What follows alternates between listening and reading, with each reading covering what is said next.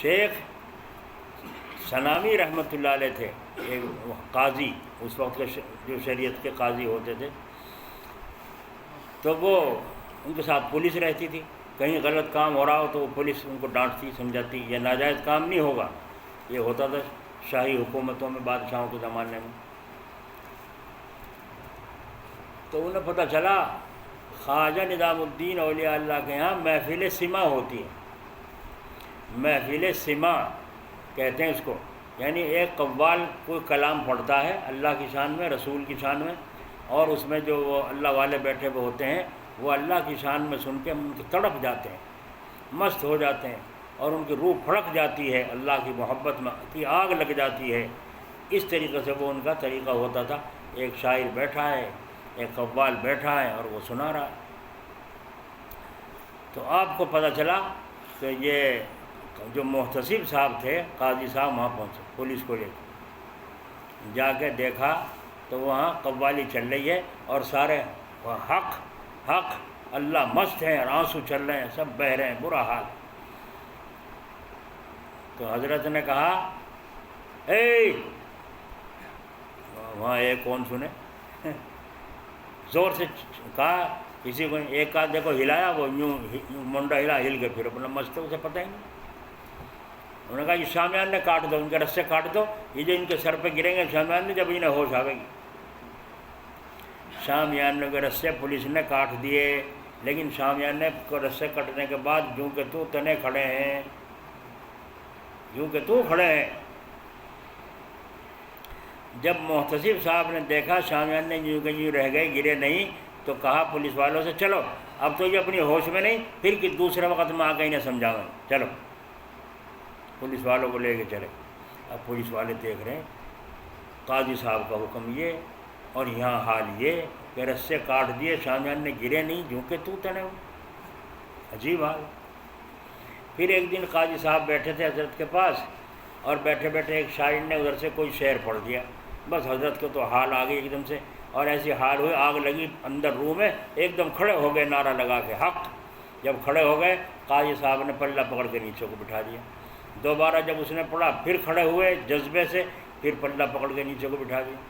اب تیسری مرتبہ جب وہ شعر پڑھا، حضرت پھر کھڑے ہوئے، خواجہ نظام الدین اولیاء اللہ پھر کھڑے ہوئے جذبے میں، تو اب قاضی صاحب یوں ہاتھ جوڑ کے کھڑے ہوئے، ان کے سامنے ہاتھ جوڑ کے کھڑے ہوئے۔ اب جو حضرت کے مریدین معتقدین تھے وہ سب خوش ہوئے، دیکھو آج تو قاضی صاحب بھی ایمان لیا ہے، حضرت کے آگے ہاتھ جوڑ کے کھڑے ہو گئے۔ اب پولیس والے پریشان، وہ کس کی کہیں، وہ تو اپنے کی کہیں گے جس کی نوکری ہے۔ جب وہ بیٹھ گئے حضرت، تب وہاں سے آئے، اپنی ہوش میں آ گئے، تب وہاں سے آئے۔ تو راستے میں پولیس والوں نے یوں کہا، حضرت بات سمجھ میں نہیں آئی، اگر وہ کام صحیح تھا تو آپ منع کیوں کرتے ہو، اور اگر وہ کام ناجائز ہے، غلط ہے، تو آپ ہاتھ جوڑ کے ان کے سامنے کھڑے کیوں ہوئے اگر وہ بدعتی ہیں؟ آئی سمجھ میں؟ اے اللہ والوں کے حال دیکھ لو۔ تو انہوں نے فرمایا اس بدعتی کے سامنے تھوڑے کھڑا ہوا تھا ہاتھ جوڑ کے میں، اس بدعتی کے سامنے، دیکھو کیا کہہ رہے ہیں اتنے بڑے عالم اور ولی اللہ کو، کیونکہ اس بدعتی کے سامنے تھوڑے کھڑا ہوا تھا ہاتھ جوڑ کے میں۔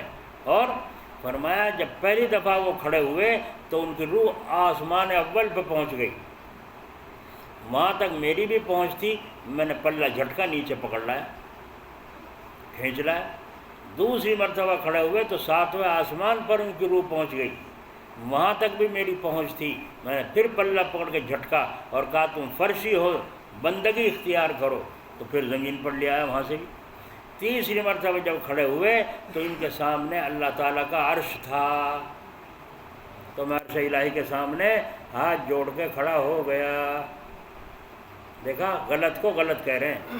کیا غلط تھا کہ حضور کے زمانے میں، صحابہ کے زمانے میں یہ نہیں ہوتا تھا کہ کوئی بیٹھ کے شاعر ہو، کوئی قاری یا کوئی لڑکا طالب علم نظم پڑھ رہا ہے، واہ واہ سبحان اللہ، پھر کو مقرر چل رہے یہ کر رہے ہیں، یہ نہیں تھا وہاں صحابہ کے زمانے میں۔ تو جب نہیں تھا تو یہ چیز غلط ہوئی، اور جب غلط ہوئی تو چاہے ناجائز کے درجے کو نہ ہو، لیکن ناجائز تو اب ہو گئی جب ڈپڑے پیٹنے لگے، اور قوالی ہو رہی ہیں، ساز بج رہے ہیں، ڈپڑے بج رہے ہیں، وہاں ڈپڑے نہیں تھے، بلکہ شرطوں میں 4 شرطیں لکھی ہیں خواجہ صاحب نے سما کی. جو محفل سما سنے یعنی قوالی سنے یا یوں کہو نظم اور نعت سنے، اس کی 4 شرطیں. ایک شرط تو یہ ہے کہ گانے والی عورت نہ ہو، بے داڑھی مونچھ کا لڑکا نہ ہو، بے داڑھی مونچھ کا لڑکا نہ ہو، اور لڑکی اور عورت نہ ہو گانے والی، ایک شرط. دوسری شرط یہ ہے جو کلام پڑھے، وہ اشعار پڑھے، شریعت کے خلاف نہ ہو، کلام شریعت کے خلاف نہ ہو. یاد آ گئی؟ سمجھ میں آ گئی؟ 2. تیسری شرط یہ ہے اس کے ساتھ کوئی باجا گاجا ساز واز نہ ہو. تال لگ رہی ہے نا، تال لگ رہی ہے، ساز واز باجا گاجا کچھ نہ ہو. کیا ہو گئی؟ کیا ہو گئی؟ 3. ای 34 ہونے کی 3 ہو گئی. اب چوتھی کیا ہے؟ مجمع اہل حال کا ہو، جتنے اس میں بیٹھے ہیں وہ سارے اللہ والے ہوں. ایرا غیرہ نتو خیرہ نہیں آگے اس میں بیٹھ جنہیں پتہ بھی کچھ. اب اندھے گالی کسے دے رہا جسے میرے گھر کے دے رہے، اور تو کیوں ناچ رہا کہ جیسے سب ناچ رہے میں بھی ناچ رہا. اہل حال کی مجلس ہو، دوسرے آدمی اس مجلس کے اندر نہ ہو. یہ